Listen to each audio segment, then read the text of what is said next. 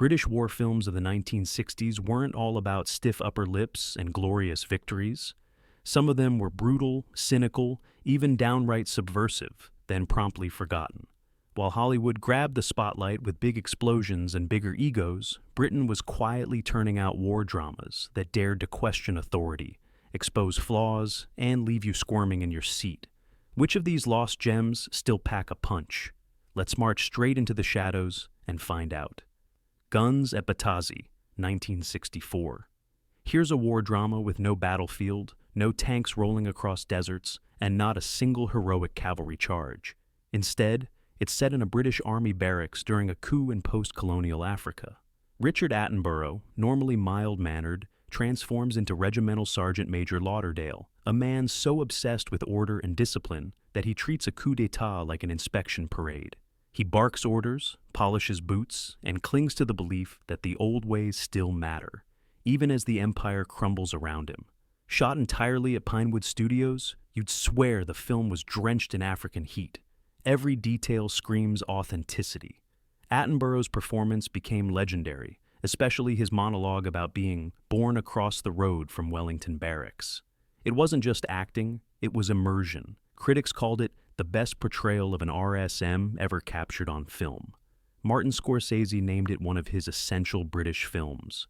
Quentin Tarantino later championed it as criminally underrated. What makes Guns at Batasi sting is its honesty.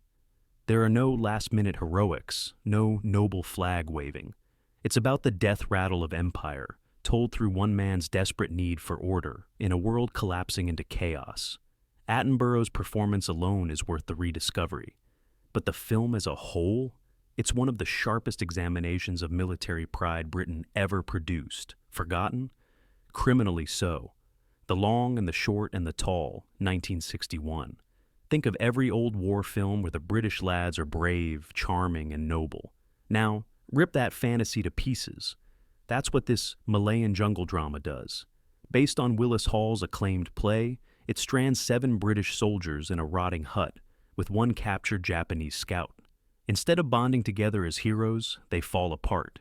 Petty rivalries explode, prejudices fester, and fear turns them into something ugly. Behind the camera, things weren't any prettier. Lawrence Harvey, who played the loudmouthed Cockney soldier Bamforth, was despised by his co-star Richard Todd. The animosity was so intense it bled into their performances. The director, Leslie Norman, even admitted he wanted someone else in the role. What you see on screen, those sneering insults, the bubbling hatred, wasn't acting. It was real. The setting itself feels claustrophobic. Though filmed on a soundstage, the sweat, grime, and tension are palpable. Critics at the time were shocked. One wrote that it was possibly the sweatiest and most oppressive war drama around. Another said it was the first time British cinema dared to show our boys as a bigger bunch of bastards than the enemy. And yet, audiences came. The film landed at number 12 in Britain's box office rankings that year, beating films with double the budget. But then it slipped into obscurity, overshadowed by glossier productions. Today it stands as a rare, unflinching portrait of ordinary soldiers, not as icons of honor, but as flawed men cracking under truth. The password is courage, 1962. War dramas aren't usually funny, but this one walks a razor's edge between bleak prison life and genuine comedy. Dirk Bogarde stars as real-life British Sergeant Major Charles Coward, a man who escaped from German POW camps so many times that his story sounds like something out of Pulp Fiction. He digs tunnels, slips past guards, fakes illnesses, you name it, he tried it. Filmed on location at actual former POW camps, the film drips with authenticity. The barracks feel cold, the walls claustrophobic, and the guards menacing. Yet, Bogarde brings an effortless charm to the role, playing Coward not as a swaggering hero, but as a clever, mischievous survivor. The tone is unusual. One moment, you're wincing at the reality of prison life. The next, you're laughing at Coward's ingenuity. Critics didn't know what to or make of it. Variety dismissed it as an uneven mix between The Great Escape and Hogan's Heroes, while the Monthly Film Bulletin praised Bogarde for finding genuine humanity in the character. The most fascinating endorsement came from Coward himself. He served as a technical advisor and admitted afterward that Bogart's portrayal was uncomfortably accurate in both my brilliance and my foolishness. That honesty says it all. The password is courage may never have reached blockbuster status, but it occupies a strange and special space in British war cinema. It's proof that sometimes survival isn't about brute force or solemn duty. It's about wit, charm, and just enough madness to keep trying. The Hill, 1965. What happens when military discipline stops being about order and becomes indistinguishable from torture? That's the question Sidney Lumet asked in The Hill, a blistering drama set in a North African military prison. Sean Connery, fresh off Bond, ditched the tuxedo for a prisoner's sweat-soaked uniform, and he called it later the most physically demanding role of his career. The setup is brutally simple. Prisoners are forced to climb a man-made sandhill in scorching heat, again and again, until their bodies give out. When one man dies from the abuse, the system doesn't stop, it doubles down. Authority itself becomes the villain. Filmed in the Almeria desert, the heat was so vicious that the actors often collapsed for real. Lumet refused stunt doubles for the hill climbs, demanding raw exhaustion on screen. You can see it in Connery's face, the gasping, the trembling muscles. That's not performance, that's punishment. Critics recognized its brilliance instantly. Pauline Kael called it a masterclass in sustained tension. Roger Ebert praised it as a searing indictment of military authority. But commercially, it struggled. Released the same year as Thunderball, audiences wanted escapism, not suffocating realism. Today, The Hill is hailed as one of the greatest anti-authoritarian films ever made. It proved Connery could break out of Bond, and it left a scar on anyone who watched. Forgotten at the box office, but unforgettable once you've seen it. The Valiant, 1962. Forget sweeping battlefields. This one takes place in the cramped belly of a submarine. John Mills stars as the captain of HMS Valiant, a British sub crippled after hitting an uncharted mine in the Mediterranean. Oxygen is running out, nerves are fraying, and every creak of the hull could be the last. It's less a war movie than a survival horror chamber piece, except the monster is physics itself. Director Roy Ward Baker demanded absolute authenticity. He filmed inside real decommissioned submarines, packing actors and crew into spaces so tight that the air itself grew unbearable. Lights raised the temperature past 100 degrees, meaning the sweat dripping off the actors was genuine. The tension wasn't acting, it was claustrophobia in real time. Critics praised the film's technical accuracy, with The Times calling it a masterclass in sustained claustrophobia. Naval historians still admire it for capturing not just the mechanics of underwater entrapment, but the psychological breakdown that follows when air grows thin and hope thinner. Yet, despite its realism, it sank at the box office. Overshadowed by later submarine epics like Das Boot, the Valiant has been pushed aside in the conversation. But revisit it now, and you'll see a forgotten gem that takes the war movie formula and strips it down to its most primal question. When the walls close in, who keeps calm and who cracks? The Victors, 1963. This one is sprawling, ambitious, and completely at odds with the Hollywood version of the Second World War. The Victors follows an American infantry unit across Europe, from Sicily to Normandy to Berlin. But here's the twist. It was entirely a British production. Director Carl Foreman, blacklisted in Hollywood during the McCarthy years, built an anti-war epic that refused to celebrate the good war. At nearly 3 hours long, the film pulls no punches. Its most infamous scene has U.S. soldiers ordered to witness the execution of a deserter on Christmas Eve, while Have Yourself a Merry Little Christmas plays in the background. Too dark for 1963 American audiences, it was condemned stateside as anti-soldier, but European critics hailed it as one of the most honest war films ever made, praising its depictions of looting, cruelty, and moral fatigue. The cast was stacked. George Peppard, George Hamilton, Eli Wallach, and Albert Finney all appear. Yet, despite the star power, it bombed commercially. Foreman's refusal to sanitize war doomed it with audiences wanting glory, not grit. Today, The Victors stands as a haunting reminder that victory often comes at the cost of humanity. It's British cinema unmasking American mythology, and that alone makes it essential viewing. The War Lover, 1962. Picture Steve McQueen in a bomber jacket, but not the cool, motorcycle-riding rebel you know. Here, he plays Captain Buzz Rickson, a pilot so addicted to combat that it feels less like bravery and more like obsession. This isn't Top Gun glamour, it's about the psychological toll of flying endless daylight raids over Germany. Filmed in England with full cooperation from the RAF, the aerial footage is jaw-droppingly real, restored. B-17 bombers flew actual sorties for the production, paired with meticulous model work that still holds up. You can practically feel the rattling fuselage and hear the drone of engines as flak bursts all around. McQueen's performance is chilling. Critics were stunned by how he played against type, portraying a man who loves war too much. The New York Times called it a portrait of combat addiction, decades before terms like PTSD were common in popular culture.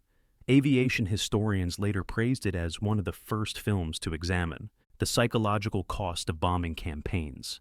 And yet, the film faded from memory, overshadowed by straightforward heroics like 12 O'Clock High. Which is a shame, because The War Lover isn't about glory. It's about the thin, terrifying line between courage and madness. The Amorous Adventures of Moll Flanders, 1965. Now, here's an odd entry. Marketed as a bawdy period comedy starring Kim Novak, it secretly contains one of the most brutal war sequences ever staged for a British film in the 1960s. Terence Stamp plays a soldier whisking Moll away to Flanders during the 9 Years' War. To stay near him, she disguises herself as a male soldier, and suddenly, we're in the mud, blood, and chaos of 17th century warfare. Director Terence Young, best known for launching James Bond, applied the same eye for explosive spectacle to the battle sequences. Muskets fire, cavalry charges crash, and the battlefield feels shockingly modern in its depiction of savagery. Military historians praised its accuracy, noting it as one of the very few films to capture the tactics and atmosphere of pre-Napoleonic combat. The problem? Audiences came for the comedy and romance. They weren't expecting mud-soaked realism and the stench of war. Critics focused on Novak's performance and the film's cheeky tone, ignoring the war scenes entirely, which is why this rare depiction of the 9 Years' War slipped into obscurity. Rewatch it today, and you'll see two films at once, a frothy comedy and a startlingly authentic war drama buried inside. It's a strange, uneven hybrid, but in those battle scenes, it's unforgettable. The Charge of the Light Brigade, 1968. Forget the romanticized versions of the Crimean War charge. Tony Richardson's take doesn't glorify, it dissects. Here, the infamous cavalry charge isn't destiny or valor. It's a disaster born of arrogance and incompetence. Class privilege and miscommunication doom hundreds of men, and Richardson makes sure you feel the waste at every step. What made this version radical was its style. Richardson broke up the live action with animated segments designed by Richard Williams, satirizing Britain's ruling class as pompous caricatures. The technique infuriated traditionalists but brilliantly underlined the film's anti-establishment bite. The cast was formidable: Trevor Howard, David Hemmings, Vanessa Redgrave, but audiences weren't ready. The Telegraph condemned it as an attack on Britain's military tradition, while The Guardian praised it as essential myth-busting. Financially, it tanked. Yet, with hindsight, The Charge of the Light Brigade feels prophetic. It's a war film that dared to say, heroism means nothing when the men in charge are fools. In the age of Vietnam, that message landed hard. Today, scholars consider it one of the most important British war films of the decade, though it's still barely mentioned outside academic circles. The Seventh Dawn, 1964. Most war films of the 1960s stuck to Europe. The Seventh Dawn dared to go elsewhere, straight into the jungles of Malaya during the communist insurgency. William Holden stars as a former British officer turned plantation owner, caught between loyalty to an old guerrilla comrade and the colonial authorities desperate to maintain control. It's a story of fractured loyalties, shifting identities, and the messy fallout of empire. Director Lewis Gilbert, who later helmed Bond classics like You Only Live Twice, shot the film on location in Malaya, This wasn't studio fakery. Actors slogged through real jungles, surrounded by locals who had lived through the emergency. Former British military advisors, and even Malayan veterans, lent authenticity to every detail, from the tactics to the uneasy politics. What makes The Seventh Dawn unforgettable is its refusal to simplify. Neither the British nor the guerrillas are painted as heroes or villains. Both are flawed, both are violent, both are human. The Times praised it as an unflinching portrayal of the violent birth of a post-colonial nation. Audiences, however, didn't want moral ambiguity in 1964. They wanted clean-cut battles of good versus evil. The film quietly faded into obscurity, dismissed as too political. But today, its raw honesty feels decades ahead of its time. War isn't clean, and The Seventh Dawn didn't pretend it was. That's exactly why it belongs on this list. Submarine X-1, 1968. Submarine thrillers usually focus on cat-and-mouse battles with enemy ships. Submarine X-1 went smaller, literally. James Caan plays a British commander tasked with leading an attack on a German battleship using miniature subs. The mission was inspired by the real-life X-craft raid on the Tirpitz, one of the most daring operations of the war. Director William Graham filmed with actual Royal Navy X-class submarines, dragging cast and crew into Scotland's freezing lochs to mimic Norwegian fjords. Technical advisors who had taken part in the original mission ensured every rivet and maneuver felt authentic. This wasn't just drama, it was near documentary-level precision. The underwater sequences are stunning. You feel the claustrophobia, the cramped machinery, the silence before explosions. Variety praised its documentary-like precision, but that didn't save it from the commercial disappointment. Overshadowed by bigger-budget submarine films, Submarine X-1 slipped beneath the radar. And yet, for naval historians and war film enthusiasts, it remains a treasure. It tells a story few others dared to, capturing the courage of men who piloted tin-can subs into certain death. Forgotten, yes, but it deserves to resurface. Tunes of Glory, 1960. Set after the fighting stops, Tunes of Glory isn't about bullets or bombs. It's about what happens when soldiers return to the barracks and find the war still raging inside them. Alec Guinness plays Major Jock Sinclair, a hard-drinking, battle-scarred officer, adored by his men. Enter John Mills as the by-the-book replacement commander, fresh from the Staff College, and Sparks Fly. Filmed in a real Scottish barracks during the dead of winter, the authenticity drips from every cold, whiskey-soaked frame. Director Ronald Neame kept the setting tight and suffocating, turning the regiment itself into a pressure cooker.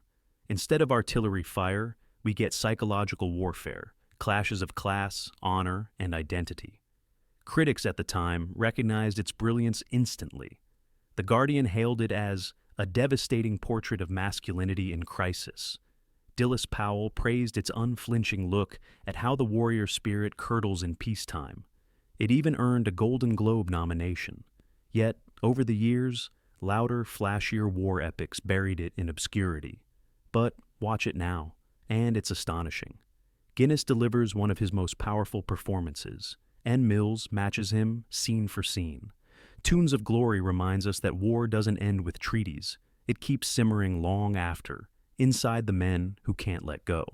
Counterpoint, 1968. Here's a war drama with violins instead of rifles. Charlton Heston stars as a world-famous conductor whose orchestra is captured by Germans during the Battle of the Bulge. A Nazi general, played with chilling calm by Maximilian Schell, forces them to perform private concerts while quietly planning their execution. It sounds bizarre, but Counterpoint turns into a riveting meditation on the role of art in the middle of carnage. Filmed at Pinewood Studios with the London Symphony Orchestra recording Beethoven's Fifth, authenticity was non-negotiable. Actors were drilled to mimic the exact fingering of their instruments, creating a surreal sense of reality when the orchestra plays under the shadow of death.